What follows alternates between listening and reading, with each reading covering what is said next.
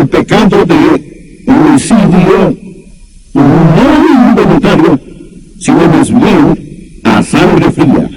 Pero este salmo es el de un impenitente, porque David no solo fue un gran pecador, sino también un gran arrepentido. Por eso me gusta este Salmo 51. Hay tres cosas básicas en que debemos pensar. La primera cosa es esta: la capacidad de pecado en el santo. El santo que peca. Déjenme decirlo otra vez: la capacidad de pecado en el santo. Lo que quiere decir es que todos tenemos la capacidad de pecar. Cuando fuimos salvados, eso no significó perder la capacidad de pecar. A menudo, el pecado en el santo es una oportunidad inesperada y una debilidad imperceptible. Y al combinar esas dos cosas, caemos en pecado. Y la Biblia dice, si decimos no tener pecado, nos engañamos a nosotros mismos. Y la verdad no está en nosotros. Ahora, ya les he dicho que cuando un hijo de Dios peca, si en verdad es hijo de Dios, no por eso perderá su salvación. Pero eso no significa que puede pecar con impunidad.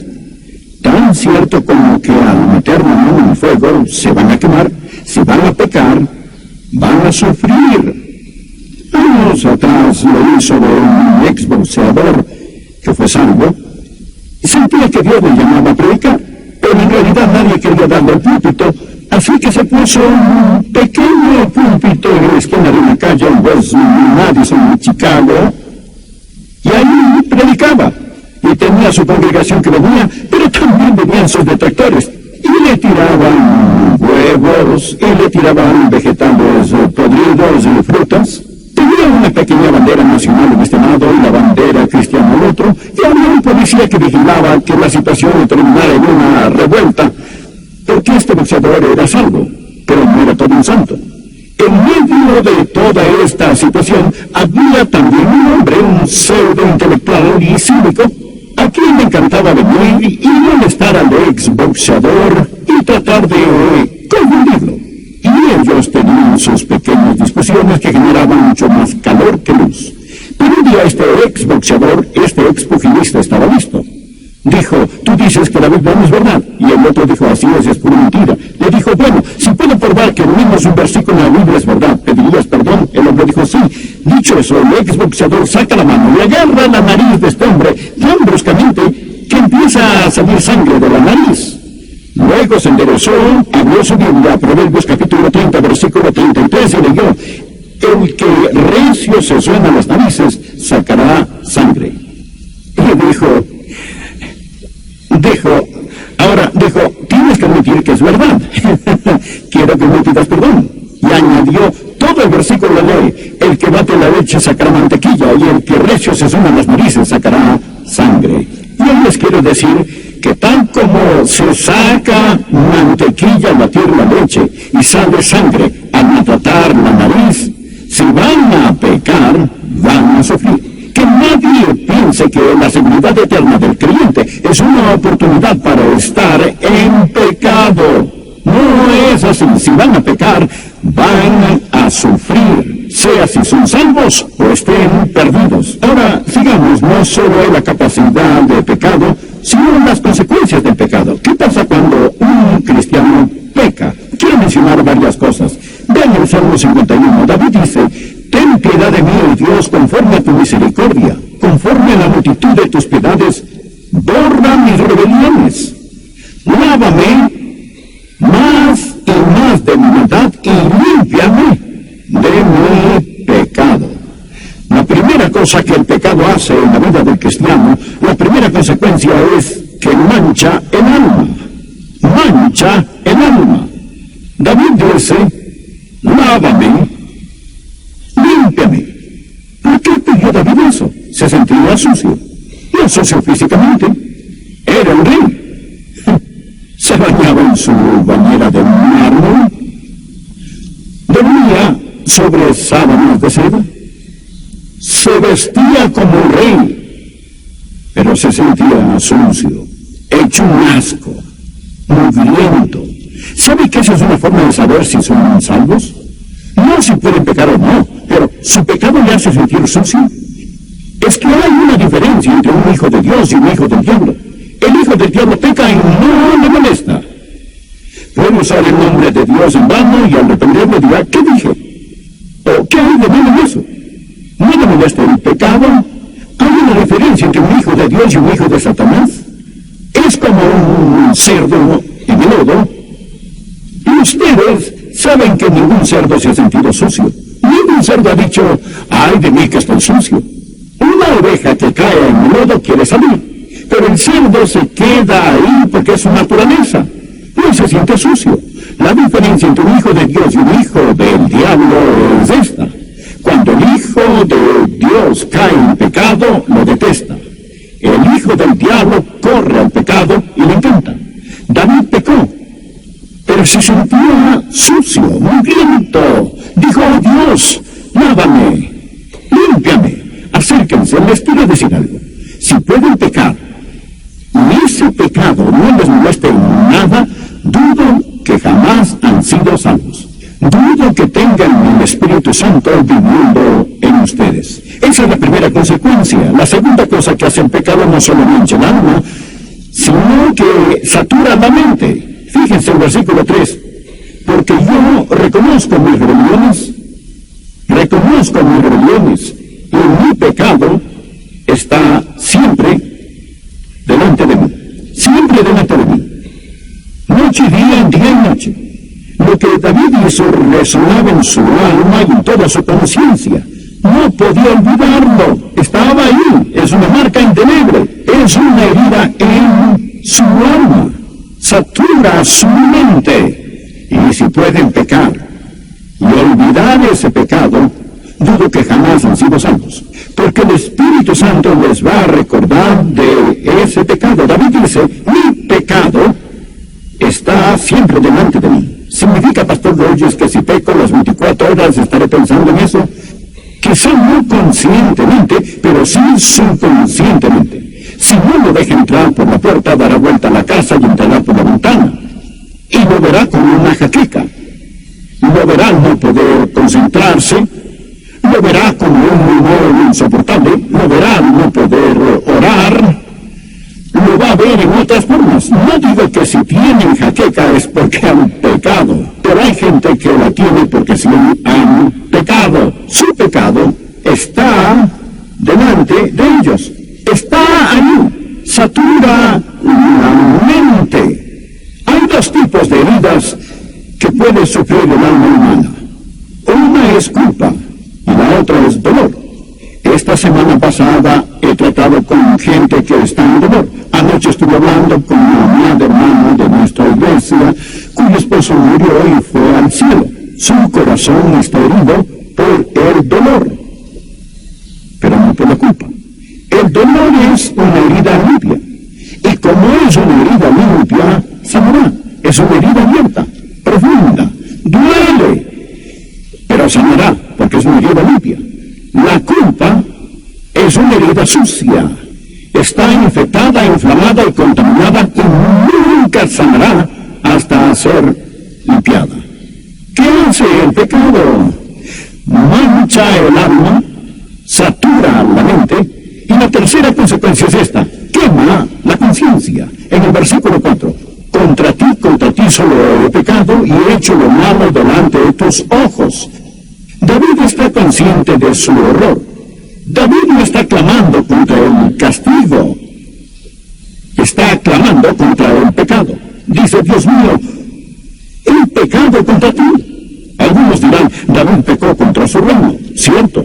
Dirán, David pecó contra su familia, cierto. O dirán, David pecó contra su cuerpo, cierto. David pecó contra su esposa, cierto. David pecó contra sus hijos, sí, es cierto. Pero no es eso lo que más le molestaba a David. David era un hijo de Dios y dijo, Dios, contra ti solo he pecado. Y David entendía lo que es el pecado. Es insultar al Dios Santo, al Dios que lo amaba, al Dios que lo redimió. Ahora pongan atención. Si lo único que temen es el castigo de su pecado, dudo que son salvos. Si son hijos de Dios, han pecado pecar, no pecan, no lloran porque van a ser castigados, lloran porque han deshonrado a su Dios. Contra ti solo he pecado y he hecho lo malo delante de tus ojos. Oh Dios, estoy avergonzado, he pecado contra ti. No solo Dios, rompí tu ley, rompí tu corazón.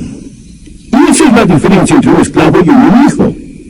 Un esclavo, al desobedecer, teme el látigo de su amo. Pero un hijo, al desobedecer, si ama a su padre, teme desagradar a su padre y le duele ver que ha roto el corazón de Dios. ¿Su pecado les molesta así? Cuando pecan dicen, Dios mío,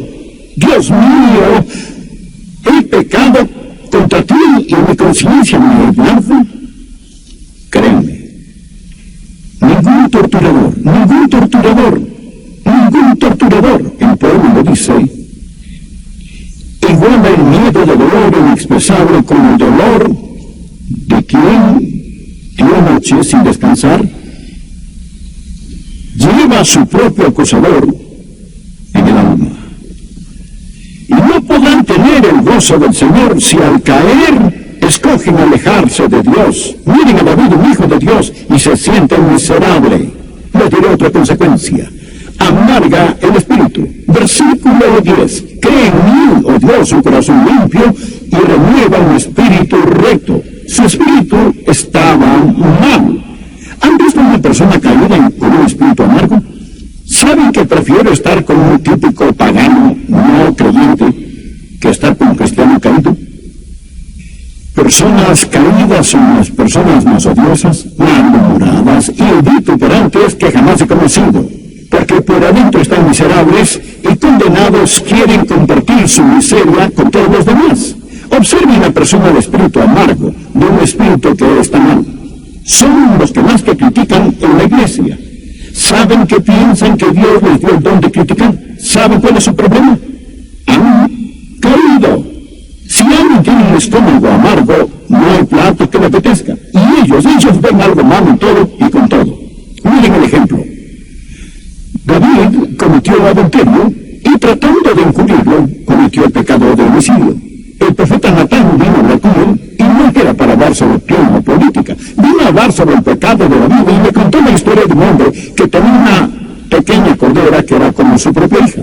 Comió con él, un hombre pobre, y vivía al lado de un hombre muy rico. Este hombre tenía miles de rebaños y manadas. Y un día el hombre rico tuvo visitas y se robó la corderita del hombre pobre, la mató, cocinó y la sirvió a sus visitas. Y dijo, David, tú eres el rey, ¿qué deberíamos hacer con el hombre que hizo esto? David estaba furioso, se paró de su trono, ya lo veo con su puño alzado, gritando en su enojo, el hombre que ha hecho eso pagará 4 veces más. Y el profeta Natán dice, pero tú eres el hombre, fuiste tú, David, te has sentenciado en tu propia corte, era una analogía. La corderita era Betsabé, la que David robó. Y lo que sucedió fue esto. David fue rápido a juzgar al hombre que había robado la oveja. Él robó la vida de un hombre. David juzgó al hombre que mató a un animal, pero él mató a un ser humano. Y aún así, que pronto fue para juzgar a otro. Encontrarán que personas caídas son expertas en juzgar a otros por pecados menores a los que hay en sus propias vidas. Son quienes tratan de sacar la suciedad de los ojos de otros cuando hay vigas en los suyos. Ellos tienen un espíritu amargo. ¿Acaso hay alguien que tiene el espíritu amargo? Se sentirá mucho mejor si hacen las paces con Dios. Y la última consecuencia del pecado en la vida de un hijo de Dios no solo amarga el espíritu, pero sella los labios. Miren por favor, aquí los versículos 14 y 15 dicen, líbrame empecemos en el verso 12, vuélveme el gozo de tu salvación y espíritu noble me sustente. Entonces enseñaré a los transgresores tus caminos y los pecadores se convertirán a ti. Líbrame de homicidios, oh Dios, Dios de mi salvación, y mi lengua cantará ante tu justicia. Oh Señor, abre mis labios y publicará mi boca tu alabanza. Ahora,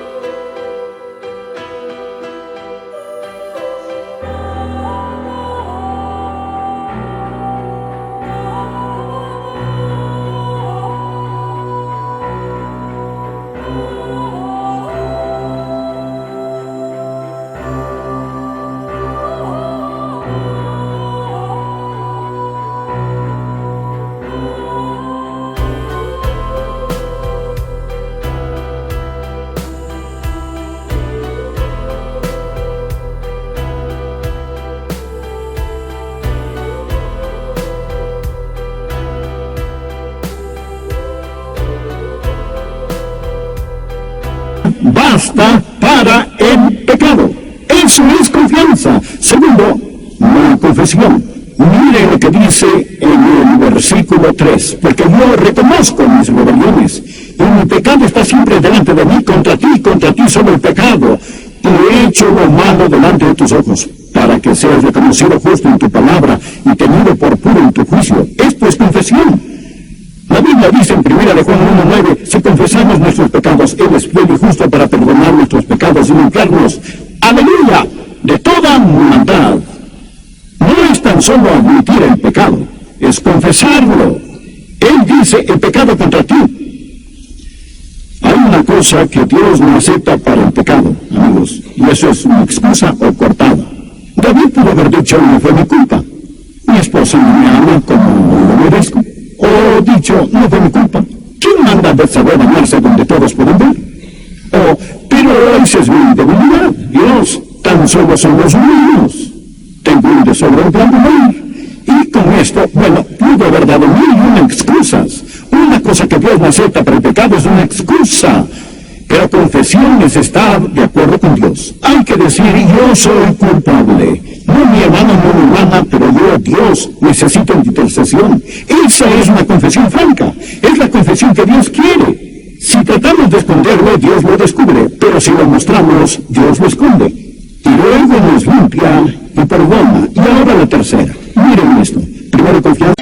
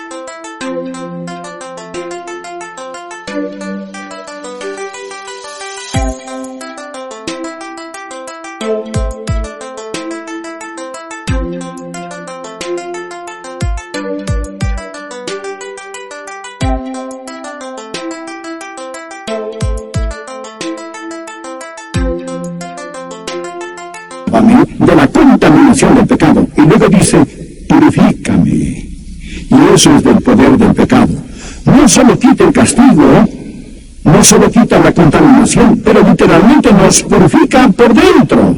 ¡Aleluya! ¡Aleluya! Detergente de triple acción.